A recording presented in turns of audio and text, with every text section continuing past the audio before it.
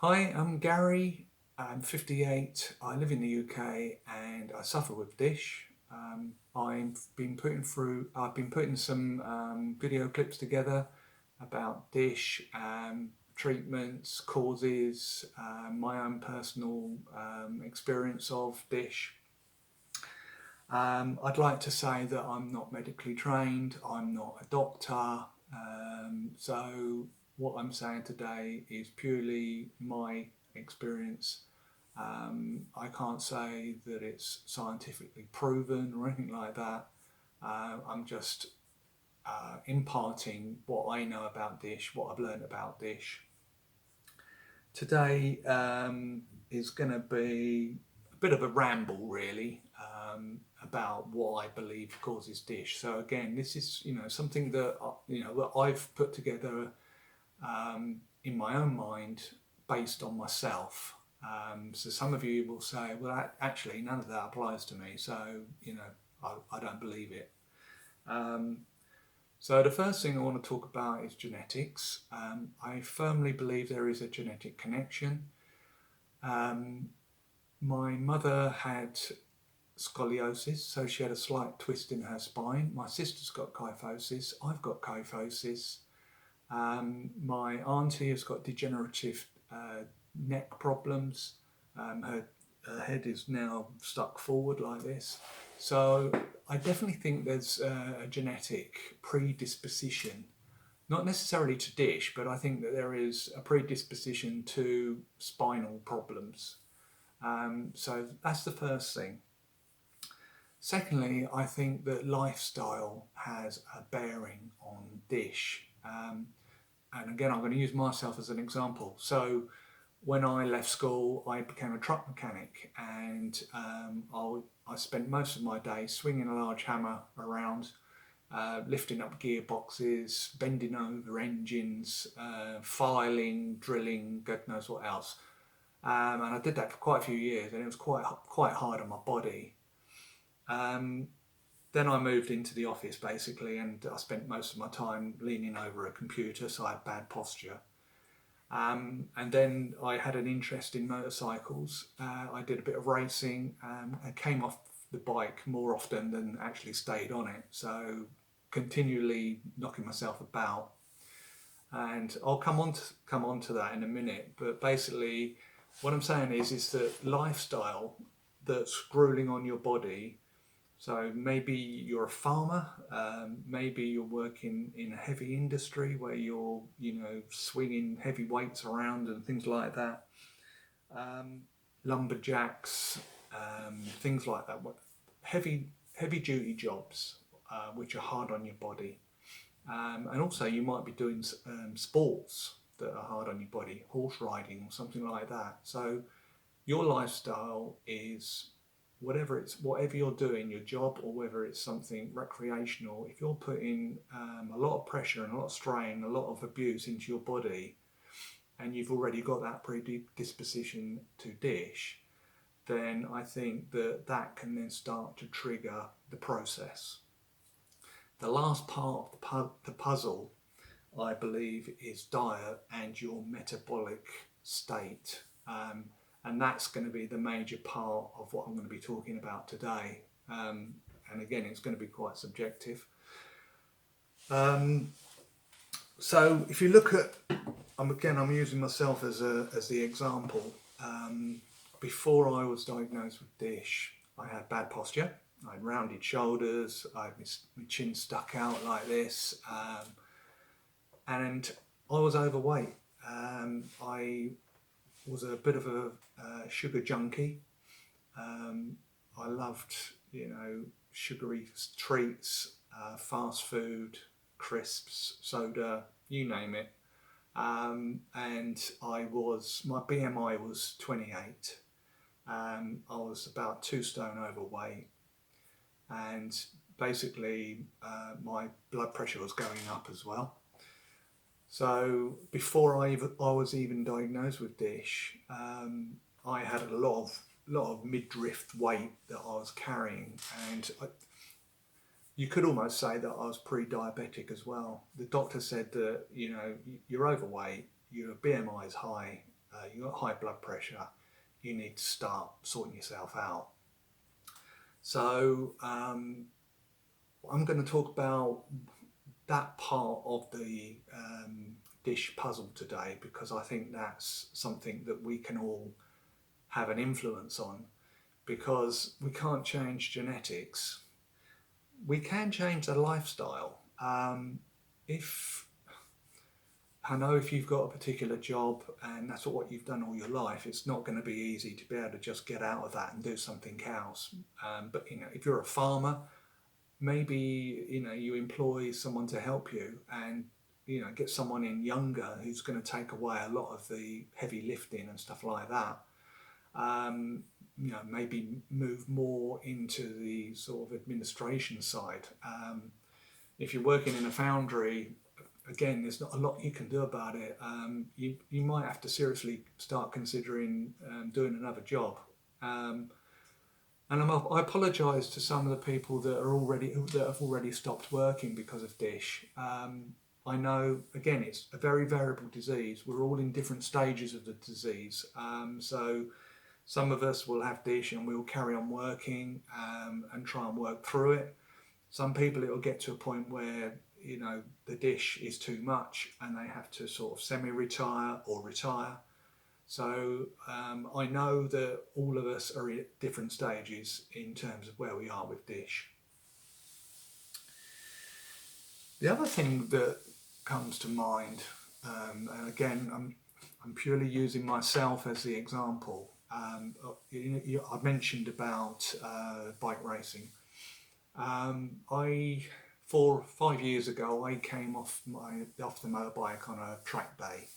I come off at about 100 miles an hour, basically hit the tarmac, hit the kitty litter as they call it, got completely concussed, knocked out. I came round, the whole world was just spinning like this, and I thought, oh God. And then I went like this, and literally every single vertebrae, every single joint in my body went crack.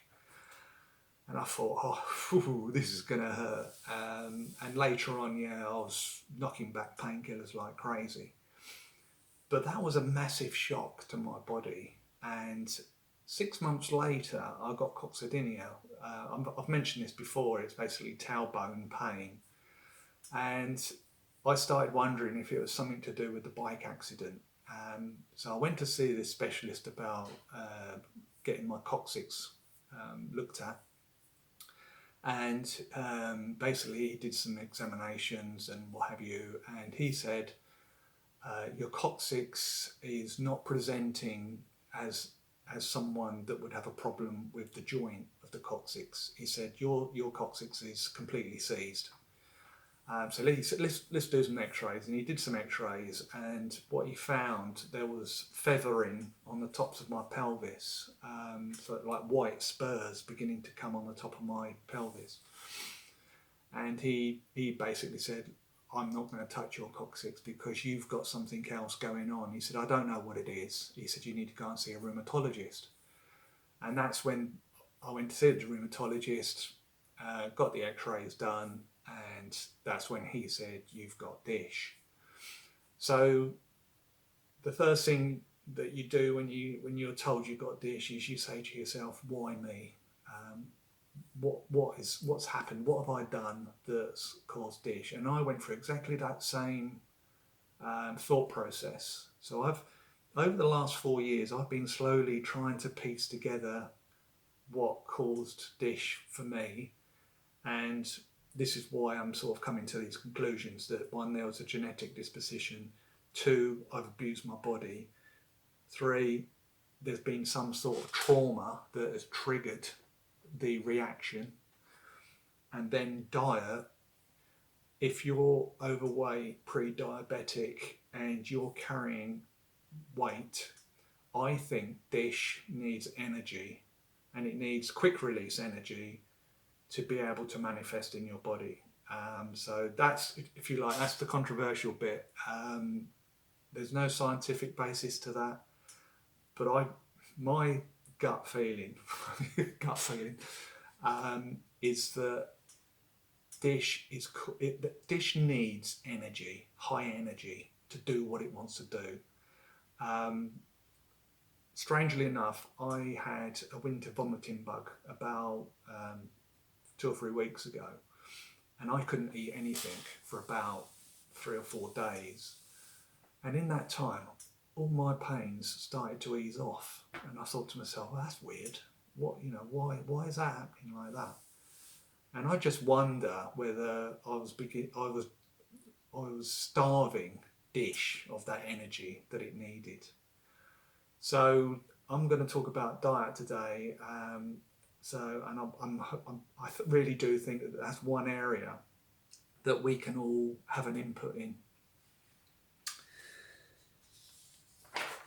Excuse me if I'm using notes, because to be honest with you, I've got so much in my head about dish. It's really hard trying to get it out in a sort of in a proper manner, if you like, in a way that everybody can understand it. So we know that dish cannot be stopped. I think once that process has started, you can't switch it off. It's something that has been switched on. The trauma. Once dish has started, it then starts feeding on energy that you provide it. So what is? Let's talk about carbohydrates, because carbohydrates are energy that you feed your body. There's simple carbohydrates and there's complex carbohydrates. And it's the simple carbohydrates, the ones that your body can process very quickly and burn very quickly, which I think are the ones that cause the problems. Things that are quick burners are things like soda, sugar, white flour, beige foods, fast foods, refined, processed foods, chips, crisps, all that sort of thing that contain high sugar and salt. And unfortunately, it's that sort of food that we love, because your body can get a quick kick from that. It needs the energy, and those simple carbohydrates give it to you. Problem is that if you feed your body with too much of those carbohydrates, you then have to start storing it. And for me, I'm a bloke, I just start storing it around this midriff here. And that becomes the store cupboard for dish. It can use that as and when it needs to. So we do need carbohydrates, because we do need energy, but what you need to do is eat complex carbohydrates. So the body takes longer to actually digest those carbohydrates, and they're a slower burn, and they're better for you, and they get used more effectively. So things like potatoes, bananas, pulses, brown rice and oats, things that are slightly harder to digest but release the carbohydrates in a slower manner, then they're better for you.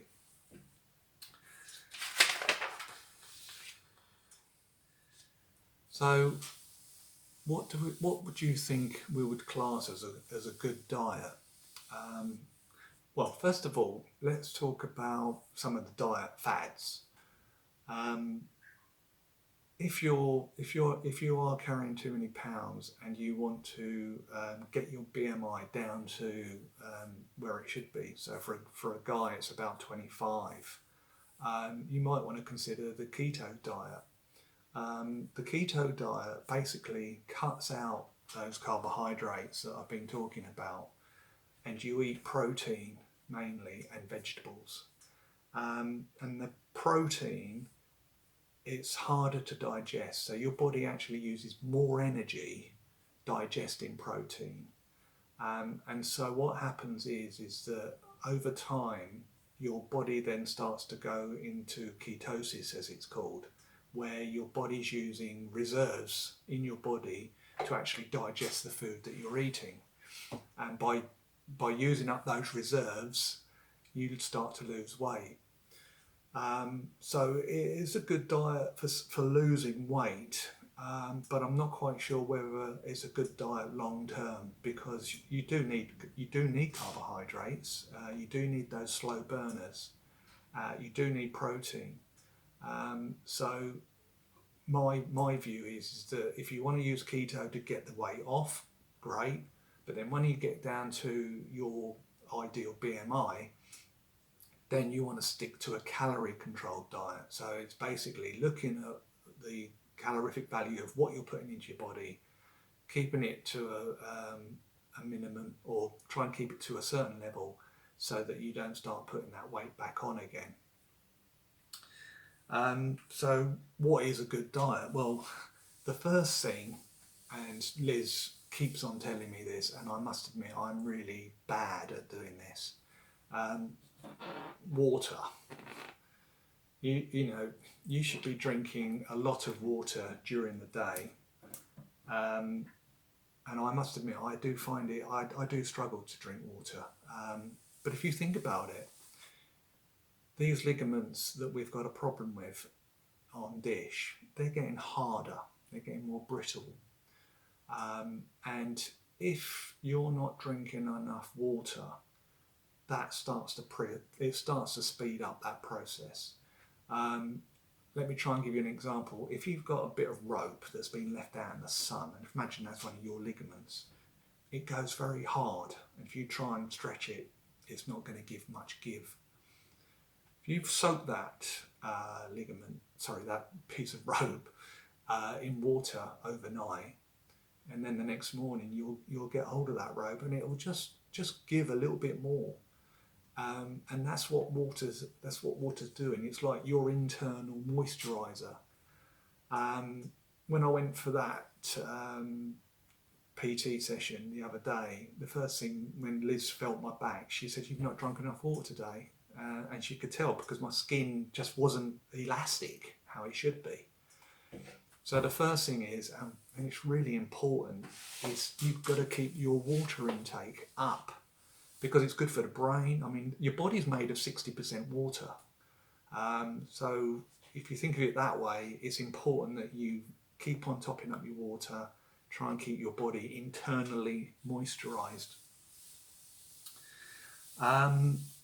We've talked about complex carbohydrates. You do need those. You need those for energy. So things like fruit and vegetables, things with skins on, pulses, stuff like that, legumes, they will burn slowly and they will give you energy. The other important thing about diet is making sure you've got enough fibre and roughage. And you get that from, again, fruit. The skins are sort of high fibre, and the actual pulp is a soft fibre. And the reason you need fibre in your diet is so that when your digested food gets into your small and large intestines, as it gets towards the sort of latter end of your intestines, the fibre doesn't get broken down as much. And what it does, it allows your guts to push that through your system. And what it's doing is it's pushing the waste away and out of your body. The longer the waste sits in your large intestine, the more toxic. Something else that's important for your guts is the probiotics. So these are good bacteria. And what I want to do is I want to talk about the microbiome, which is basically what lives in your guts, as a bit more of a subject in a minute. But you'll get probiotics from live yogurt, sauerkraut, kefir, things like that, and they are the good guys. They're the good bacteria, and if you can get them into your intestines, then it creates a better environment for your digestion and for your microbiome. You do need protein. We do need protein for muscles and repairing your body. So things like chicken, fish, pulses, nuts, eggs, and also some lean red meat, something like venison.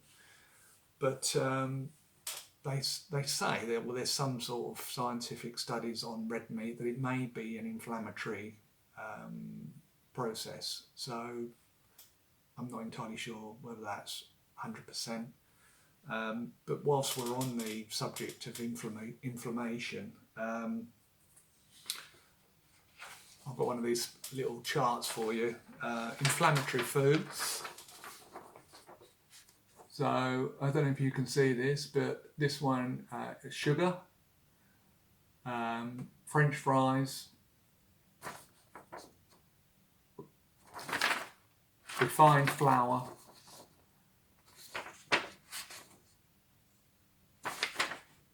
vegetable oils, artificial sweeteners, processed meats, fast food,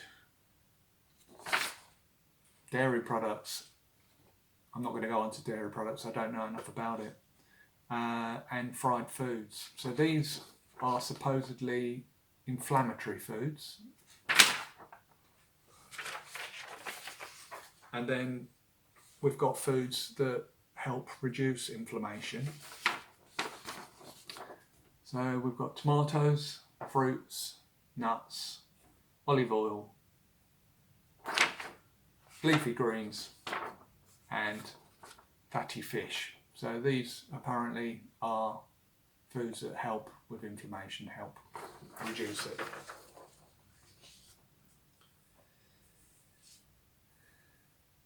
So we were going to talk about the microbiome. I think this is a really interesting area, and there's great scientific interest in the bacteria that lives in your guts. Just as a matter of interest, the amount of microbes and bacteria that lives in your guts actually weighs 5 pounds, so that's a lot. There's 100 trillion microbes that live in your guts, and there's over 5,000 species of bacteria. Your gut flora, your gut health is inherited from your mother. So what you get is basically what she's got. And then as you go through life, it pretty much stays the same, but you can alter it by things like probiotics and the diet that you eat. But it basically, you can't alter it that much, but you can alter it to a certain degree.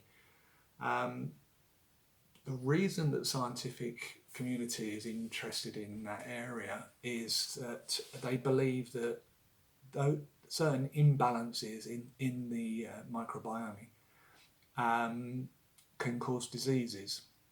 And something that interested me was the latest discoveries for ankylosing spondylitis. Now, you've heard me mention ankylosing spondylitis before. It's very similar to DISH. It's an inflammatory disease, so it's different from DISH in that respect. But they are looking into your gut health and how maybe something in your guts can actually trigger ankylosing spondylitis. So that's sort of made me start thinking about, this area, this microbiome is really important. So this microbiome that forms your gut flora is really important that you maintain that and that you keep yourself healthy. So plenty of water, plenty of roughage, probiotics, complex carbohydrates, so slow burners. All of those add to good gut health, and I think that will help your overall health. So just to summarise where I've been today, why do we get DISH? The scientific community still hasn't got any answers. My opinion is that we have a genetic disposition, firstly, that during our life, if we abuse our body intentionally or unintentionally, this will cause stress and strain on ligaments, and this will start a process of repair in your body that then starts to get out of control. And it might be that you've got a genetic disposition that makes that mechanism go haywire. And in some people, it gets really accelerated. In some people, it's just a slow burner. So when I've said it before, some people in their 30s and 40s can get this form of dish aggressively. And yeah, that's not great, to be honest. And other people, it's a slow burner and they get it more in later life. And it's like Liz said, getting a diagnosis of dish is difficult because it is so slow and sort of insidious, if you like. There is never a quick, whoa, yeah, you've got dish. It's something that happens quite slowly over your lifetime. And in some people it gets accelerated. In some people it's just, it's just there in the background, and then it gets to a point where you start to feel it. So the other thing that I believe is diet and energy. I think that dish, once that process has started, dish feeds off of your energy. And if you're carrying excess weight, if you're pre-diabetic, the excess weight that you're carrying is like a store cupboard for dish. And you're giving it basically the food that it needs. You're never going to stop dish, but you can have an influence on dish by controlling your weight. If you can lose weight and get down to a good BMI, if you're a female or male, whatever it is, your BMI should be about 25 for a guy and about 23 for a lady. Get down to that BMI. Then have a calorie controlled diet. So look at what you're eating. I'm not saying completely give up treats. Christ, we all need a treat now and then. I, like anybody else, like to have a burger, like to have, Burger King or something like that. But have it as a treat, maybe once a week. Don't rely on that sort of food as your staple diet. Wine. People might say, oh, alcohol's bad for you, it causes your arteries to harden and things like that. If you drink a lot of alcohol, it's going to do you harm. It's going to cause problems with your liver and things like that. But there's no harm in one glass, in the evening. And in fact, they say that red wine has got antioxidants. So that sounds like a good deal to me. Things like dark chocolate. Dark chocolate is apparently got good properties as well. So have a bit of dark chocolate. So I'm not saying that you should give up all your treats. All I'm saying is that you need to look at the foods that you're putting into your body. So fruits, vegetables, complex carbohydrates, protein, clean protein, so chicken, fish, eggs, nuts, probiotics, water. Keep those things going through your body. Have a certain amount of roughage and fibre so that your waste can get pushed through, like I said earlier. If you've got a healthy guts, you keep the weight off, your BMI is in check, I believe that is something that you can do that will influence on how aggressive dish will be. That's what I've done. There are days when I feel like absolute crap. I went to see Liz the other day. She did her magic. For two or three days afterwards, I just felt fantastic. And I went out in the garden, started swinging a shovel and cutting down a tree and stuff like that. And then the next day I felt absolutely terrible. I had aches and pains in every part of my body. I was stiff, I couldn't move. So I just wanted to say that I hope that this video today has been helpful. I know that for some of you it's very subjective. Dish is a very complicated disease. The scientific community don't know exactly what causes it. So everything I've said today has been my personal opinion. based on my own experience. I hope that what I've said today, some of it has made sense. I'm hoping that you'll be able to take it away and use it in your own dish battle. So thank you for listening. My next video is going to be with Liz again, and we are going to be doing, and what we're going to be doing is we're going to be doing daily exercises and stretches that you can do every day to keep you mobile and keep you moving. So I'll see you then. Thank you very much. Goodbye.